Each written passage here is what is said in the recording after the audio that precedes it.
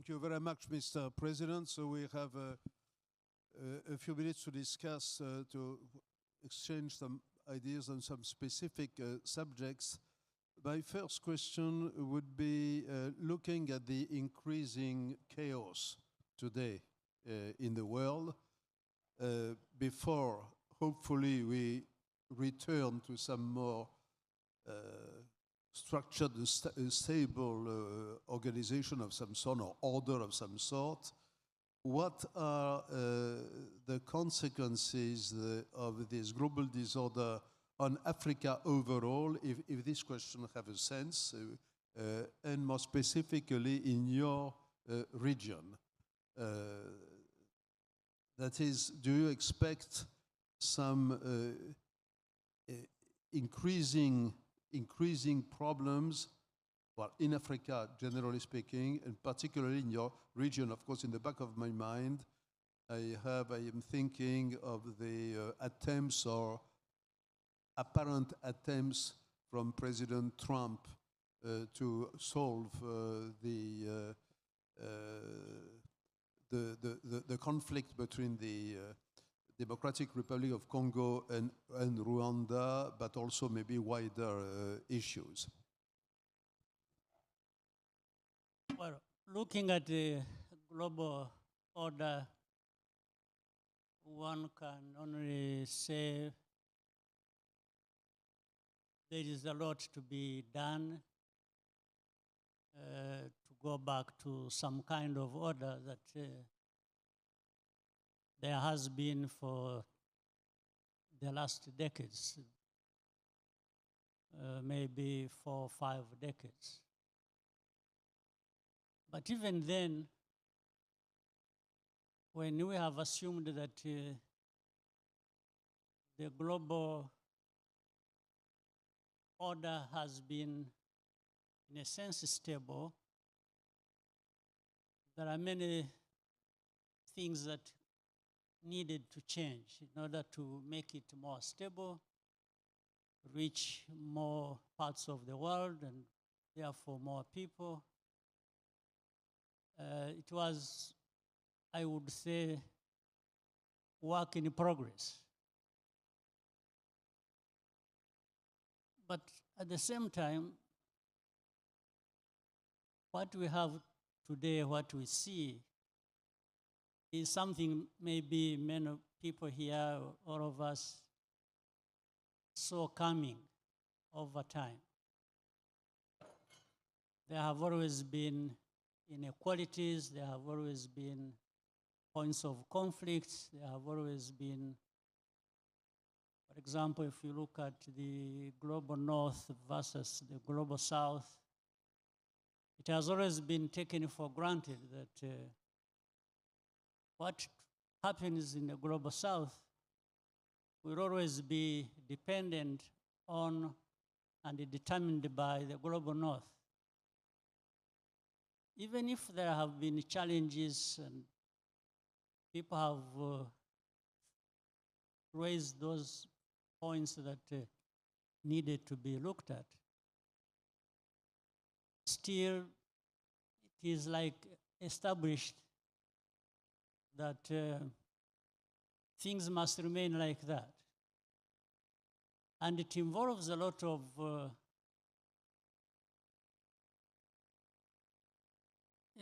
if we look at the big powers, when anything threatens their interests, they have a cult branch. They will do anything, anyhow, and nobody should complain. When the smaller countries, even maybe middle powers, see something that threatens them, that is even more fundamental than just answering to the interests, the immediate thing is blame, punishment, criticism, all kinds of things. So which means The smaller powers, the smaller countries, the middle powers are just supposed to toe the line, simple. So if this was the case then, which it was, what was the state of affairs as we look at the international system as such? Who decides what is wrong? Who decides what is right? And on what basis? Is it just that you have the power, therefore you will decide what is wrong and what is right? So Africa has been affected anyway all along. It's not just around this crisis that Africa is being affected. It has been affected even when things look stable globally. Under this structure where it is do as I say and as I tell you, and that's it. Otherwise, there will be consequences. So people naturally have had to toe the line. So back to the current situation you referred to in our region, the troubles there, and so on and so forth. These troubles in the region and how they have been approached is one thing.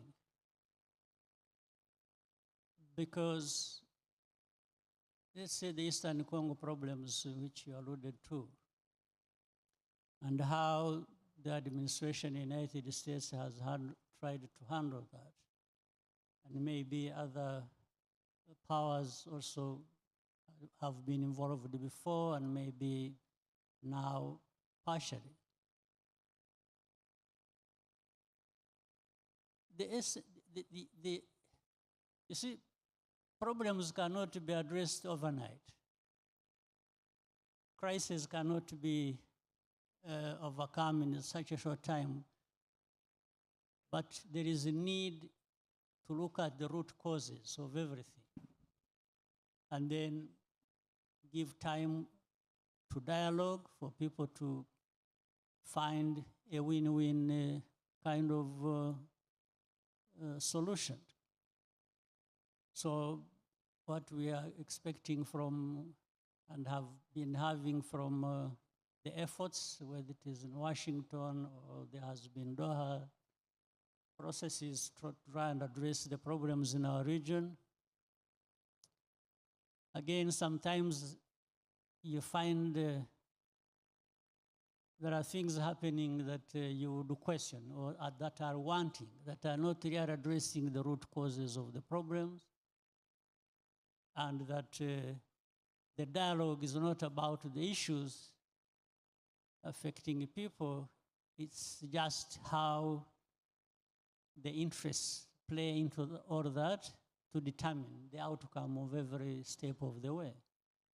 If we take as an example the current war in the Middle East, Iran war, and its consequences in the Gulf countries and so forth and so on, what would be the major risk for the future in your mind? Do you think that that war could degenerate, that there could be a total loss of control?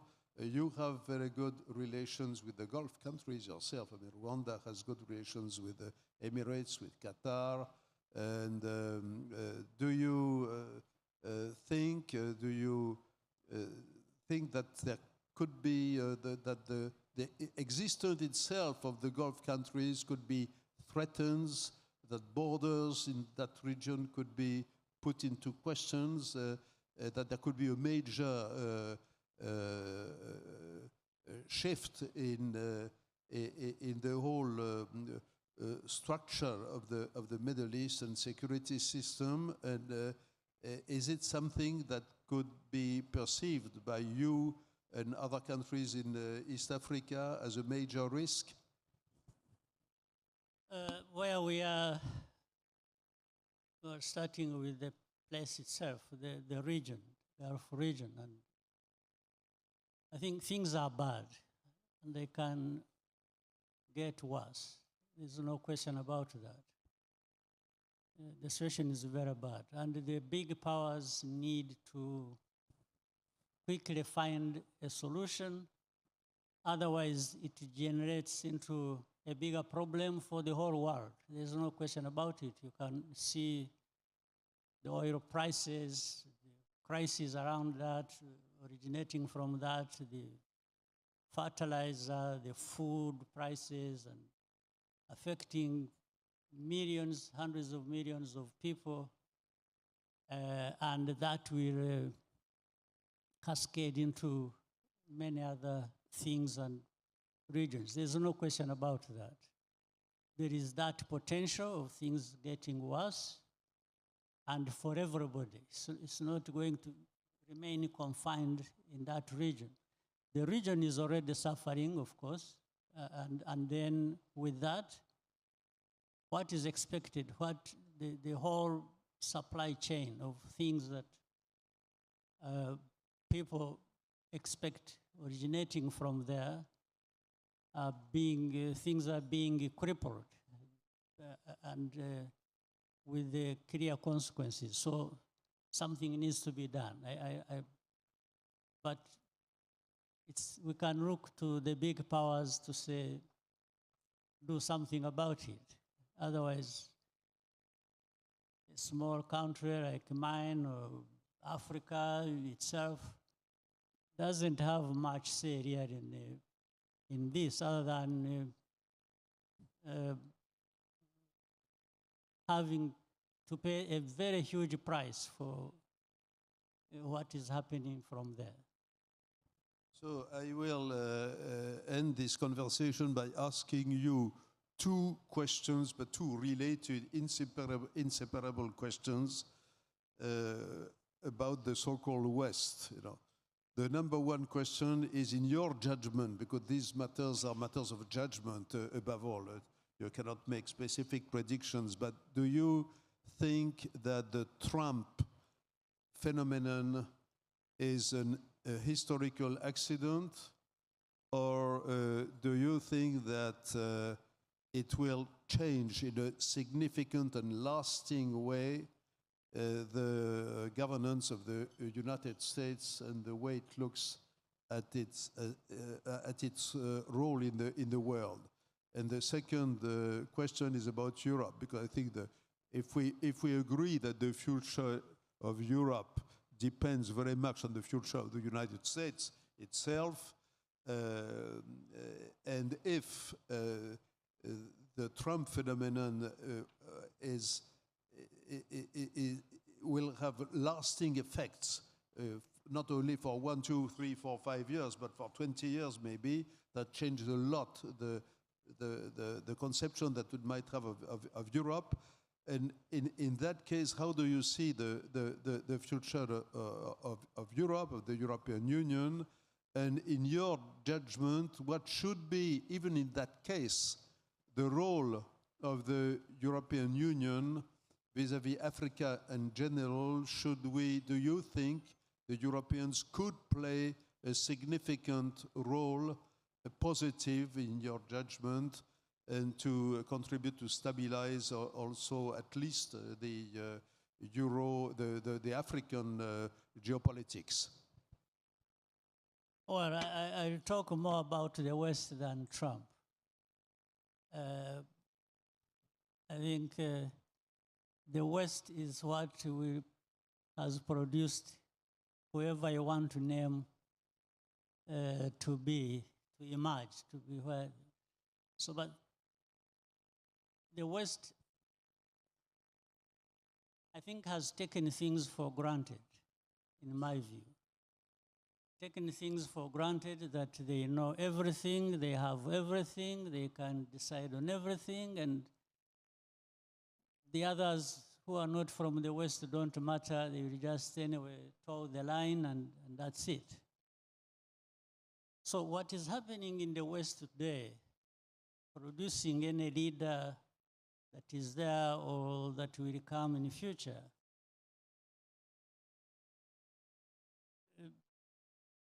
what is happening in the West is what is producing And this has gone on for a long time.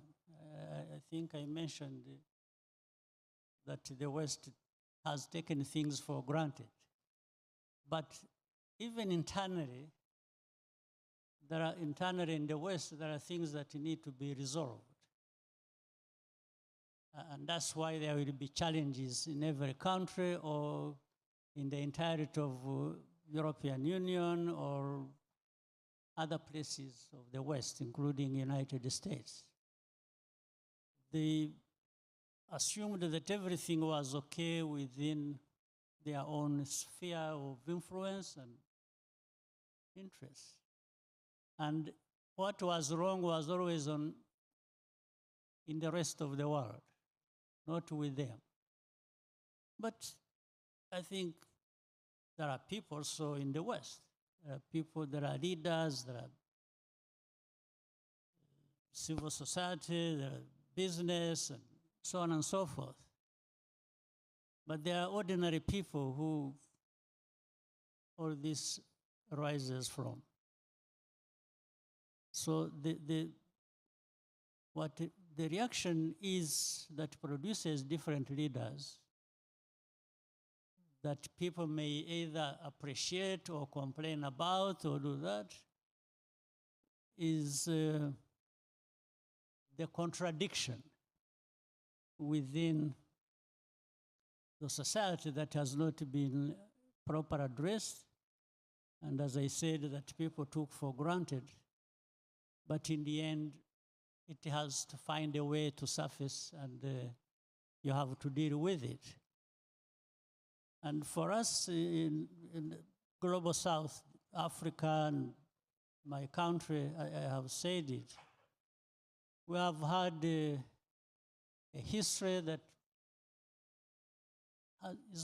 has not so much to be proud of in terms of development, in terms of prosperity, and therefore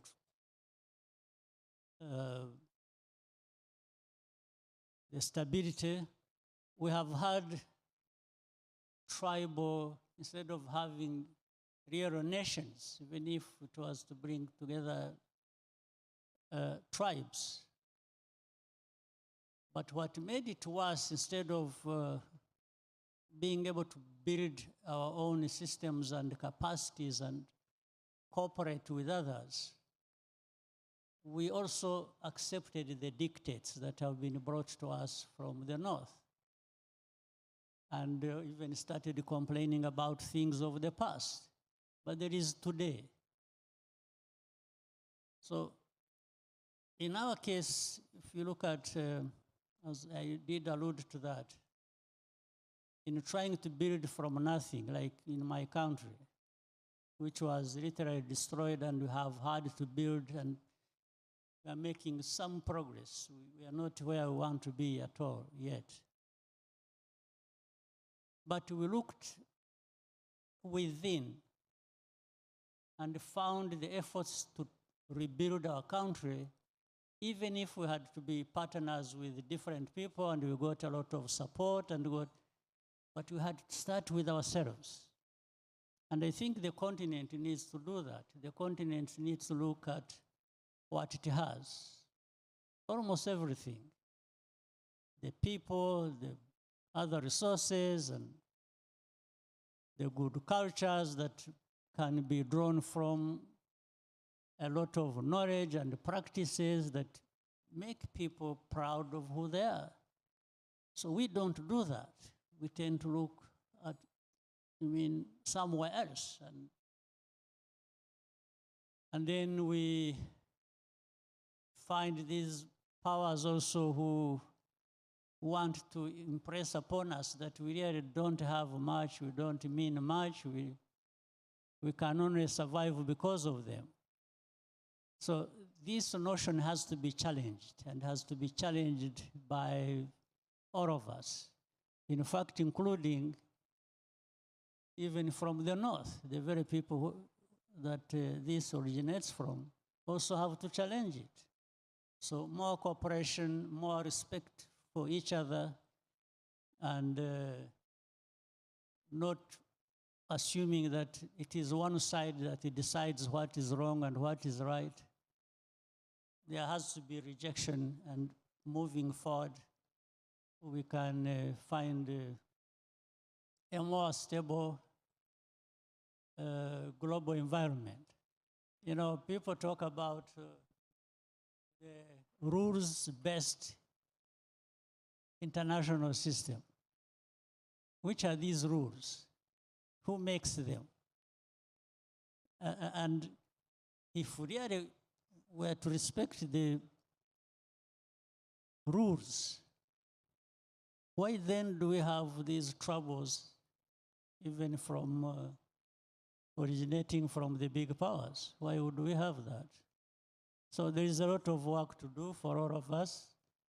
Even from small countries like mine, we can at least raise a voice and shout and say, maybe if we did this, we could. So everyone should have some space to express themselves and contribute what is good for everyone and for the rest of the world.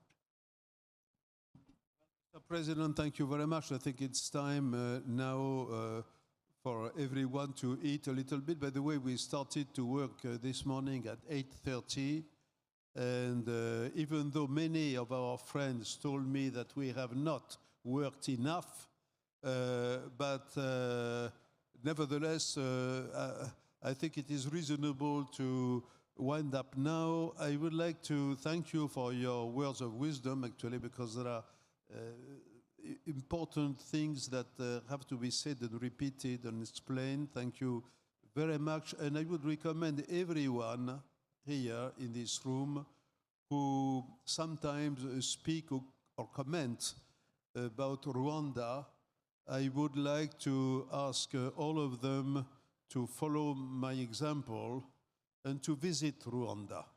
I can tell you, You're it's welcome. a fascinating event. Absolutely welcome. Thank you. Thank you.